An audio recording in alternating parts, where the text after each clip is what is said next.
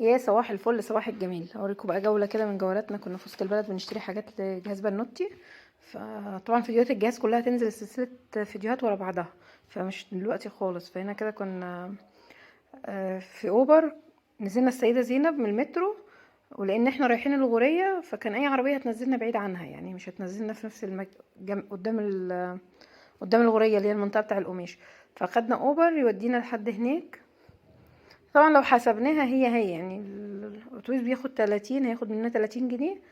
الاوبر خد مننا 45 جنيه، فمش فارقه يعني. بس نبقى مرتاحين وهنوصل اسرع، ومش كل شويه هيقف بقى وينزل ناس ويطلع ناس والكلام ده. فاللي محتاج قماش ينزل هناك، فعلا شويه قماش شتوي نازلين جداد تحفه. الوان واشكال وخامات مختلفه، يعني كل الاذواق موجوده هناك. كده احنا كنا فوق في الكوبري اللي هو هينزلنا عند اول غورية كده. هصور لكم كده الطريق وانا ماشيه، كان مش هصور لكم الاماكن دلوقتي لان هنزل يعني الحاجات اللي انا جبتها. انا ما صورتش الاماكن، صورت الحاجات اللي انا جبتها بس، هنزلها لكم ورا بعضها، فيديوهات ورا بعضيها. خلاص، فهنا كده كنت في الشارع اللي هو بتاع الغورية. دي كده المحلات بقى هناك، في عباية استقبال ولانجري. المفرش ده انا وقفت قدامه كده بس كان غالي، كان عامل 3.5، وانا جبت اساسا مفرش. فمن الحاجات اللي شدتني برضو البطاطين هناك والمفروشات. الشارع ده لحد بوابة المتولي فيه شوية حاجات اكتشاف انا ما كنتش اعرفها قبل كده، يعني في شوية حاجات بتتباع هناك فعلا اكتشاف.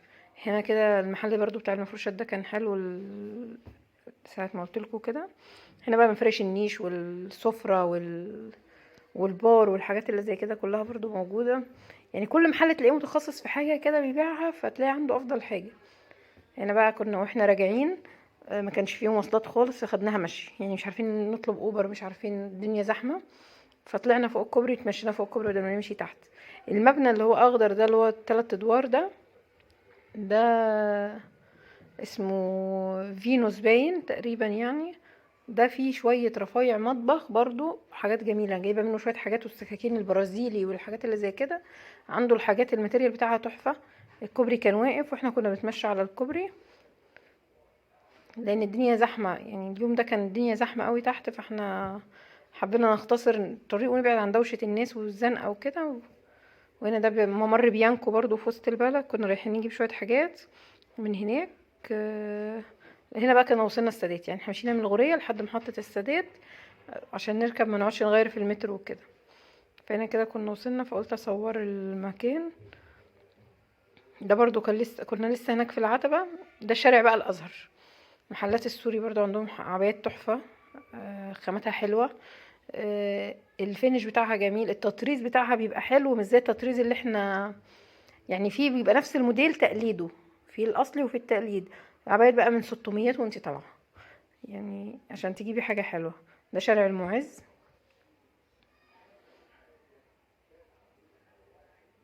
وهنا كده الشارع ده اللي طالع على الحسين كده في المسكي. برضو العبايات هناك حلوة.